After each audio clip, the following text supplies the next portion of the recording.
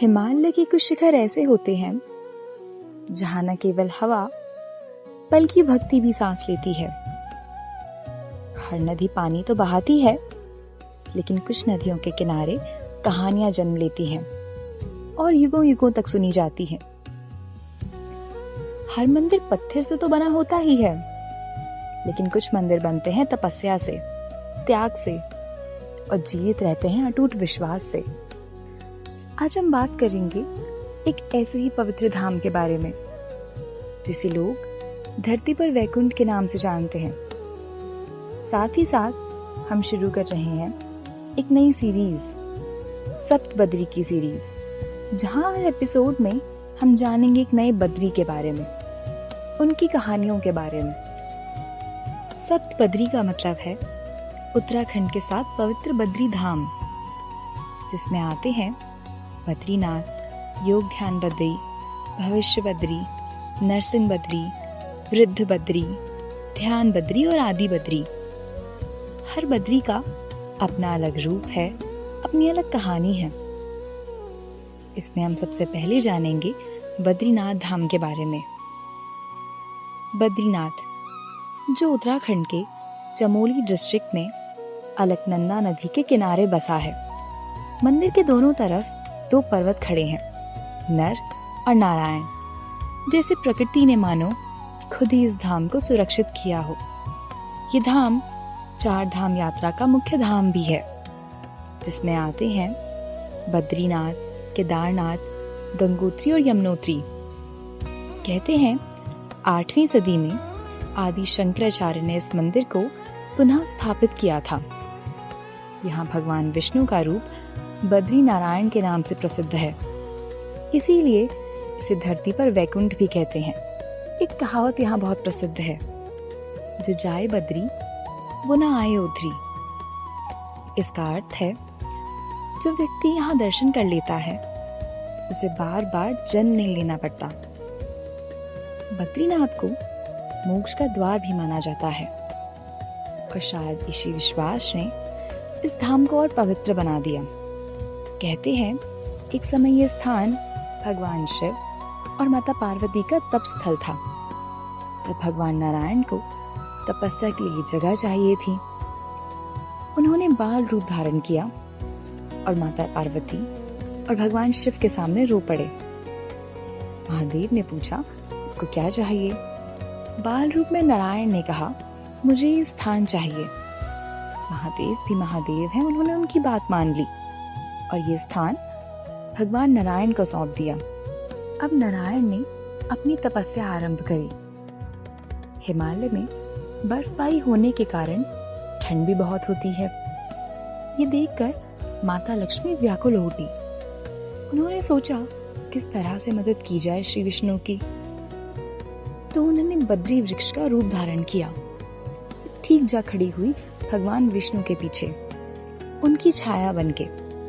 बर्फ पेड़ पर गिरती रही और भगवान सुरक्षित रहे। इसके बाद जब भगवान विष्णु की तपस्या पूरी हुई, तो क्योंकि माता लक्ष्मी बद्री का वृक्ष बनके उनके साथ खड़ी थी, तब भगवान विष्णु बहुत प्रसन्न हुए और तब से इस जगह को बद्रीनाथ कहा गया। बद्री का मतलब वो वृक्ष और नाथ मतलब नारायण, इसीलिए बद्रीनाथ। अब बात करते हैं मंदिर की रचना की। मंदिर लगभग 50 फीट ऊंचा है। इसका रंग बिरंगा मुख्य भाग गढ़वाली और तिब्बतन स्टाइल का प्रभाव दिखाता है। मेन एंट्रेंस को सिंह द्वार कहते हैं। पत्थर की सीढ़ियां चढ़कर भक्त इस द्वार तक पहुंचते हैं। इस द्वार के ऊपर 3 स्वर्ण कलश लगे हैं, जो दूर से चमकते हुए नजर आते हैं। मंदिर के 3 मुख्य भाग हैं। सभा मंडप, जहाँ भक्त बैठते हैं। दर्शन मंडप, जहाँ पूजा और वेद पाठ होता है।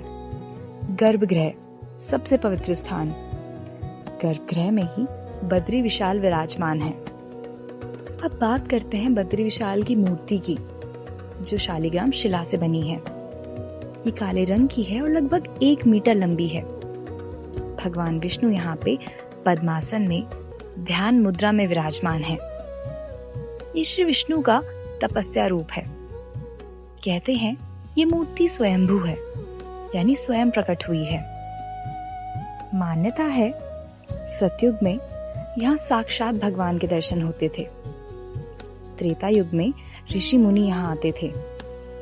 द्वापर युग में जब भगवान कृष्ण रूप में आए, तब से यहाँ विग्रह के दर्शन होने लगे। मंदिर के पास ही एक पवित्र कुंड है, तप्त कुंड। इसका पानी प्राकृतिक रूप से गर्म रहता है। भक्तों का मानना है कि यहाँ स्नान करके ही मंदिर में प्रवेश करना चाहिए। सुबह की महाआरती और शाम की शयन आरती बहुत ही भावपूर्ण होती है। घंटी की आवाज, मंत्रों की धुन और ठंडी हवा यहाँ एक अलग ही शांति का अनुभव कराती है। मंदिर से थोड़ा आगे अलकनंदा नदी के किनारे एक पवित्र शिला है, ब्रह्म कपाल। कहते हैं ब्रह्मा जी के अहंकार से क्रोधित होकर महादेव ने उनका एक सर काट दिया था, लेकिन ब्रह्म हत्या का पाप महादेव पर लग गया। जहां जहां शिव जी गए, वो कपाल उनके हाथ से छूटा नहीं। अंत में जब वो बद्रीनाथ आए तो यहीं पर उन्हें मुक्ति मिली। कपाल यहीं गिर गया, इसीलिए इस स्थान को ब्रह्म कपाल कहा गया। आज भी लोग यहाँ श्राद्ध और पिंड दान करने आते हैं। बद्रीनाथ धाम हर साल लगभग अप्रैल मई से लेकर अक्टूबर नवंबर तक ही खुला रहता है। सर्दी आते ही यहाँ इतनी बर्फबारी पड़ती है कि पूरा क्षेत्र ढक जाता है। इसीलिए दीपावली के आसपास कपाट बंद कर दिए जाते हैं। लेकिन यहीं से शुरू होता है एक अद्भुत विश्वास। माना जाता है 6 महीने जब मंदिर खुला होता है, तब मानव भगवान की सेवा करते हैं, और जब 6 महीने कपाट बंद होते हैं, तब देवता स्वयं यहाँ आकर पूजा करते हैं। इस विश्वास का मूल ये है कि बद्रीनाथ को धरती पर वैकुंठ माना जाता है, और वैकुंठ में भगवान कभी अकेले नहीं होते। लोक कथाओं के अनुसार जब कपाट बंद होते हैं, तो नारद जी और बाकी देवगण आकर यहाँ पूजा करते हैं। इसीलिए जब 6 महीने बाद कपाट खुलते हैं, तो अंदर का माहौल पवित्र और सुगंधित मिलता है। ये बात हमें एक गहरी सीख सिखाती है कि भक्ति केवल इंसानों तक सीमित नहीं है। प्रकृति और देव शक्तियां भी इसमें शामिल हैं। जब कपाट बंद कर दिए जाते हैं, तब गर्भगृह में एक दिया जलाया जाता है। इसे कहते हैं अखंड ज्योति। फिर 6 महीने तक कोई इंसान मंदिर के अंदर नहीं जाता, और जब कपाट फिर से खुलते हैं, तो वो दिया जलता हुआ ही मिलता है। वैज्ञानिक रूप से लोग कई तर्क देते हैं, लेकिन भक्तों के लिए तर्क का नहीं, आस्था का विषय है। इसका सिंबॉलिक अर्थ बहुत ही गहरा है। बर्फ सब कुछ जमा सकती है, रास्ते बंद हो सकते हैं, मंदिर के द्वार बंद हो सकते हैं, लेकिन भक्ति का दिया तब भी नहीं बुझता। ये ज्योति एक संदेश देती है, अंधेरा कभी स्थायी नहीं होता। अब बात करते हैं बद्रीनाथ धाम की खास परंपरा की। जब सर्दियों की शुरुआत होती है और मंदिर के कपाट बंद करने का समय आता है, उससे पहले एक विशेष पूजा की जाती है, जिसे पंच पूजा भी कहते हैं। इस पूजा में भगवान बद्रीनारायण की प्रतिमा और अन्य विग्रहों को विधि विधान से गर्भगृह में स्थापित किया जाता है। माता लक्ष्मी का मंदिर मुख्य गर्भगृह से थोड़ा बाहर की ओर स्थित है। कपाट बंद होने से पहले पूरे नियम और मंत्रों के साथ माता लक्ष्मी की प्रतिमा को भी गर्भगृह में लाया जाता है। अब इसका भाव यह है कि जब 6 महीने तक मंदिर बंद रहेगा, तो भगवान विष्णु अकेले नहीं होंगे, माता लक्ष्मी उनके साथ विराजमान रहेंगी।